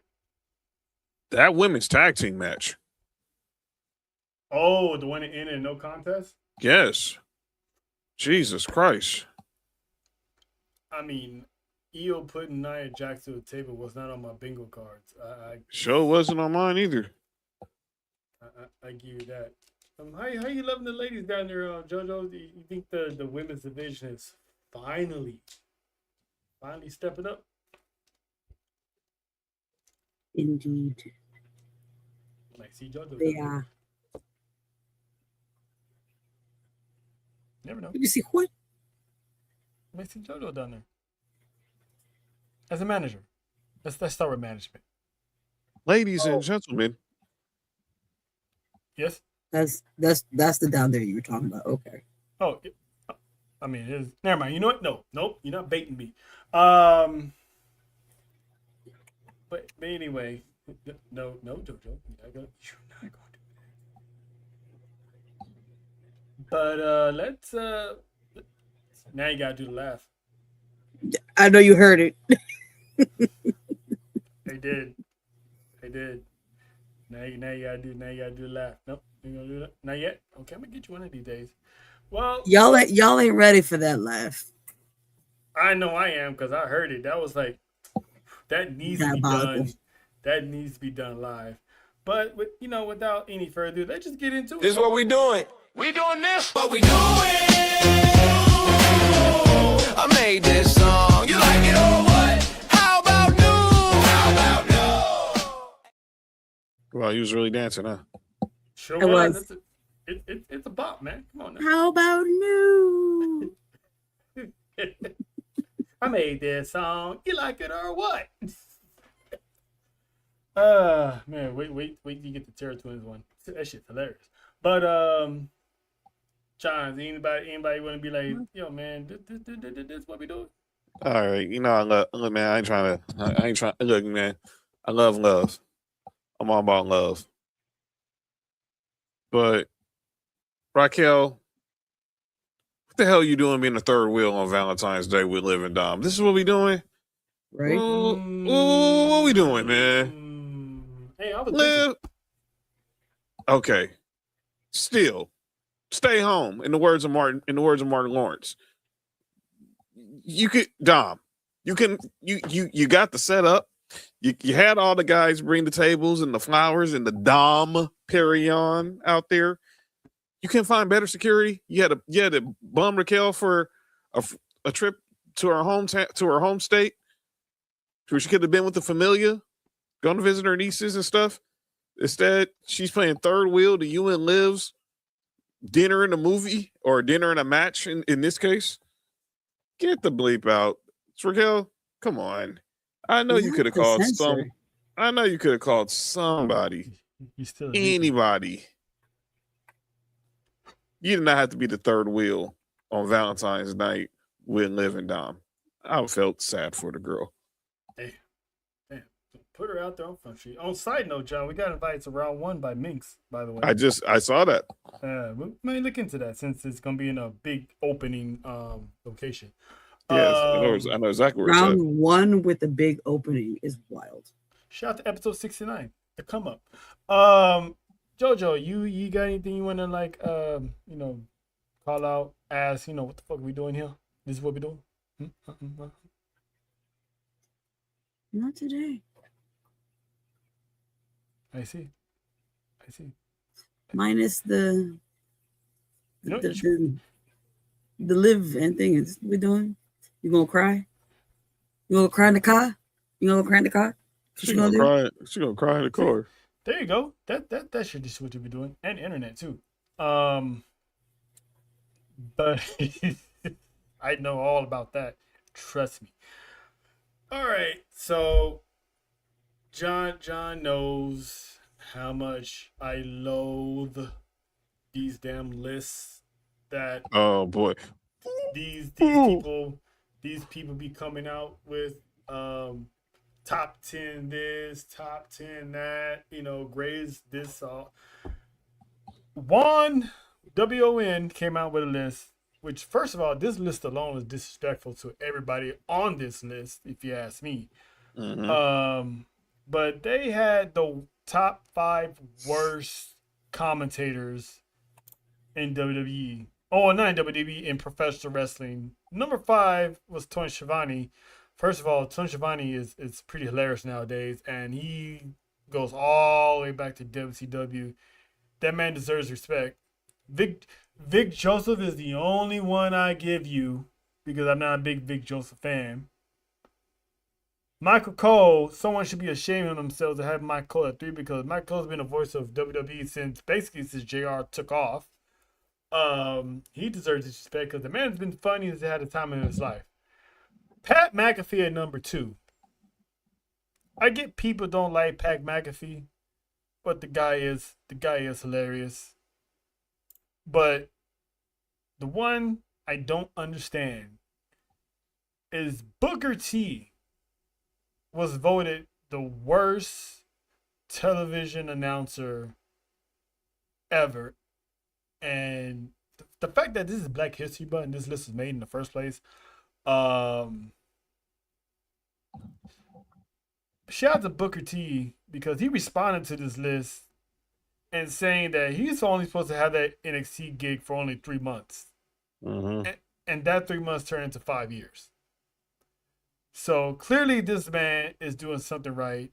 And I don't know what the hate is with Booker T because a lot of people down in NXT who are still there or graduated benefited from their interests because of Booker T.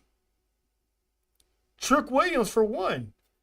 I mean, Trick Williams getting on the love of the entrance basically came from Booker T. Doing the what? I like it. But I think that's a little mad disrespectful to have that man voted number 1 as the worst announcer, because I don't believe that, because that man is Booker T is so hilarious. Can it be like a little bit annoying at times? Yeah, that's his shtick. He's supposed to be annoying, but the dude is funny. John, I mean, that's kind of cold blooded what they did, Book. Well, can I just back up everything you said with one infamous clip? Uh-oh. Shout out.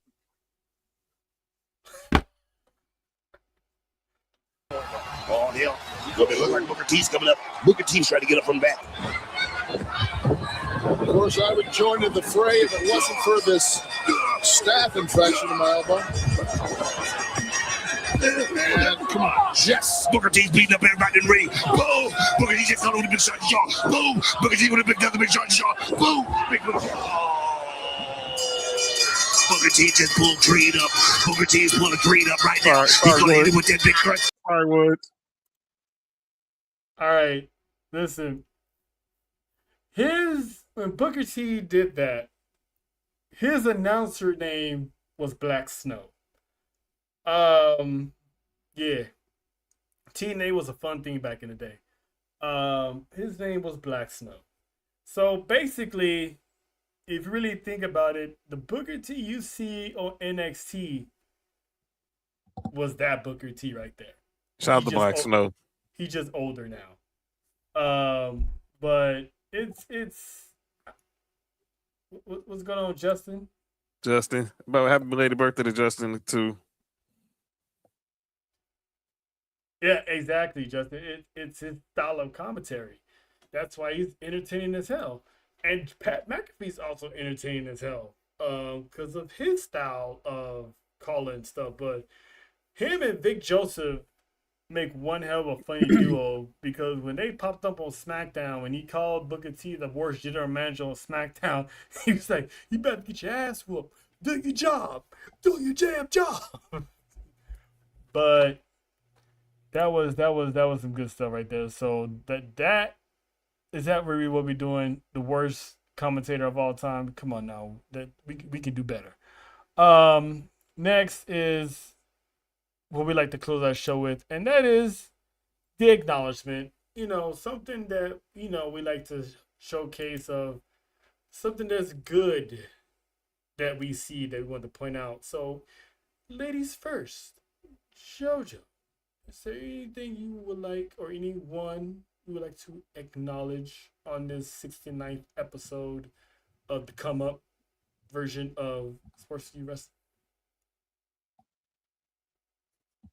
It won Stephanie Becker, and I will listen in all the aspects. Thank you for putting belt to ass. Thank you. Thank you for all the angles. Thank you. Yeah, angles on that anal. What he just? No. Oh my God.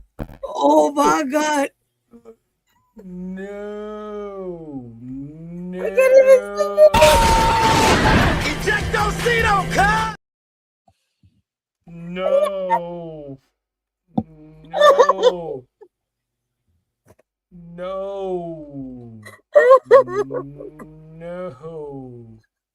What I do? No. This man does not just say that on national television. He did not just go there on national television. StreamYard, clip that. One of us. Clip that indeed, because listen. Ooh. This is a sick Negro. Oh my God. Oh, I was not expecting that.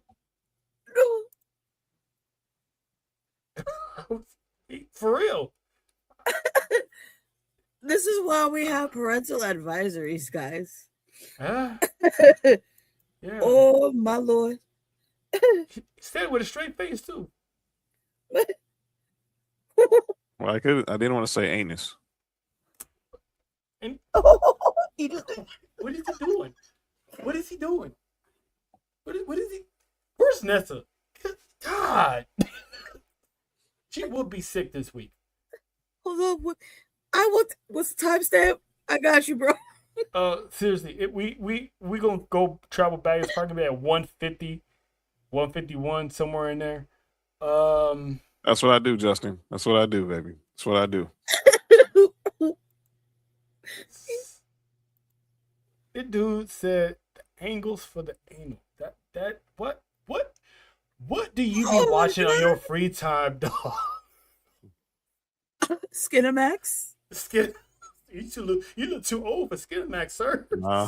I just said angles for the anal. I didn't say I was doing the anal. I just said it was angles for the anal. It's still saying it, bro. Why is he's trying to get it? He's trying to give us strikes. He's trying to give. I can't breathe. Hold on. Keep going. I'm not gonna make it to the end.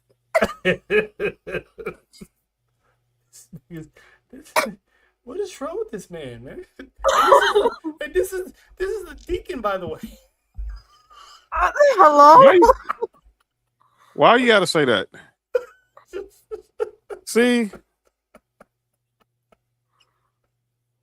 Because they're gonna call you that anyway eventually.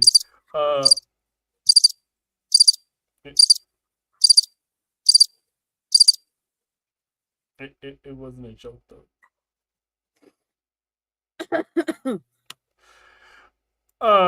Yeah. So back to the acknowledgement. How do you recover from that? Okay. So it's kind of weird because that's actually a crazy segue. So when you have, I'm gonna ask JoJo this. When you have a main one and a side piece. Oh no. Sometimes this is not gonna end right. how do you handle that situation? Like, how do you treat them the same? Not that type of situation, but do you treat them the same, or they're separate No, you status? don't treat them the same. Well, in the words Right. of Pinky, he had a wife and a girlfriend on the. He had a girlfriend and a wife on the side. Not this is not that I recommend that you But have. if someone out there dabbles in that type of chicanery, Like they know about each other, kind of thing. actually, sure. Sounds like a polygamy. It doesn't matter if they knew each other or not. It's like you treat your main as the main would be treated, and you treat the side piece on the side piece level. I would You can't be treating. I would like to acknowledge one Dominic Mysterio for understanding the assignment, because on SmackDown he had a date with his side piece and gave her nuggets. This man took his wife to a nice restaurant for Valentine's Day. That ugly ass Padre shirt. Look. He's wearing a T-shirt to a date. That ugly ass Padre shirt. They some young people. You know what I'm saying? They people. No, they don't really care.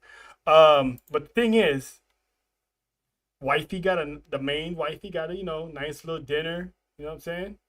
Side piece And got this one nuggets. got cheated to the dollar menu for chicken and nuggets. Side chick got nuggets with some sparkling cranberry cider with his face on it. Ooh, not the cranberry cider. You can't even get the alcohol. This and the roses from a gas station. This is how you treat. This is how it should be done.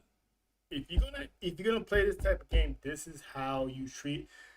Side piece is a side piece, and that's how you treat. And some of them don't even care. They, as you can see, she enjoyed her nuggy dinner.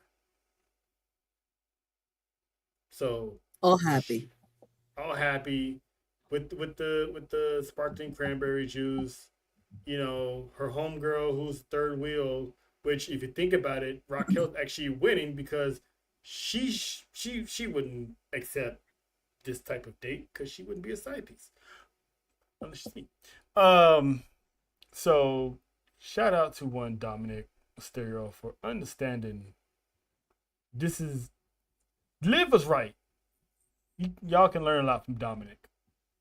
The man is living his best life and still has a wife. Good kid. He's definitely a Mysterio. Because his mom. But anyway, John, anybody want to acknowledge? I'm sorry, Jojo. Forgive me. She's snitching, by the way. Oh well, ain't the first time I'll be in trouble. Won't be the last. Now I want to acknowledge Trey Miguel. Rose Court. I'm gonna acknowledge Trey Miguel. Cause look, we talked about this. We talked about this story the other day, last couple of weeks, about how we felt pretty much Warner Brothers Discovery pretty much cost him his bag with the Rascals got signed to AEW, and he's basically was left as a man without a home. He's able to go back to TNA, and he's made the best of it. He wins the briefcase and Feast or Fired, earns a shot at the international title, and this past Friday at No Surrender, he beats Stax and brings the TNA international title back to the brand. Now he's gonna have a rematch tomorrow night on Thursday Night Impact. But I'm happy for that Trey Miguel. He had shout out to Jelly Roll was in the house. What's the name of the other white dude that was with him? I forget his name. I forgot his name that quick. But he's been able to make the worst out of this just unnecessary situation and is now coming out like pure gold and rocking gold in the process. So that's my acknowledge. I want to acknowledge Trey Miguel. Never let the man hold you down, brother. Yeah, man. Shout out to Trey, because TNA looked out for him immediately. Uh-huh. And he went ahead, got a contract. And it was crazy because when he won that Feast of Fire briefcase, when he was opening up his case, he hit that line of, like, come on, man, not twice in 1 week. I'm like, damn. That would have been crazy. I'm like, dude, when he won, I was, I felt it. I was like, man, they're not gonna do him like, they ain't gonna do him like that, are they? Nah. But shout out to our Caribbean one, JoJo, for having her first TNA watch along this past Friday, and she liked it. She said she's gonna come back and watch it again. So Thursday nights, AMC Plus, TNA Plus. I'm a little busy on Thursdays. So if you ever catch up on the weekend, don't worry about it. Don't worry. That's why we watch the replays, no commercials. This is true. This is true. Love the commercials. Yeah, always no commercials. But yes, this pretty much wraps up, episode 69, and it lived up to the name. It lived up to the name. Shout out to John. In so many positions and ways. But yeah, Tribal Warzone Monday. Love them all. Tribal Warzone Monday. The road to Chicago. Final Raw before Chicago. Final? Dang. Final Raw before going to Shot-Town, baby. It's gonna be. Okay. So it won't be the final Raw. It's just a. No, yeah, before the PLE, yeah. So Brock Lesnar. We gotta go Raw Monday nights. You know what I'm saying? We always go Raw Monday nights. And with with the Beast there, you gotta be. It's gonna be Raw. Yep. Ooh. With angles. Ooh. It's gonna be a lot of. Will we get Obafemi and Brock Lesnar in an interaction? That is, you can take my money. Will Liv Morgan finally step up and pretty much choose Stephanie once and for all? And who else is going to qualify for Elimination Chamber? Because Bronson Barboza will be in a match for a qualifying match, so check that out. So come rock with us on Monday. You know the time, 4:55 Pacific, 7:55 Eastern if you're over there in JoJo's neck of the woods. So with that being said, this is the Come Up Edition, episode 69, S4UWrestling Wrestling. That's the Caribbean one over there. Miss JoJo, main event. I am the OTC, and we will see y'all Monday night. Wash your ass and wipe them too. Dude wipes. It's the legend.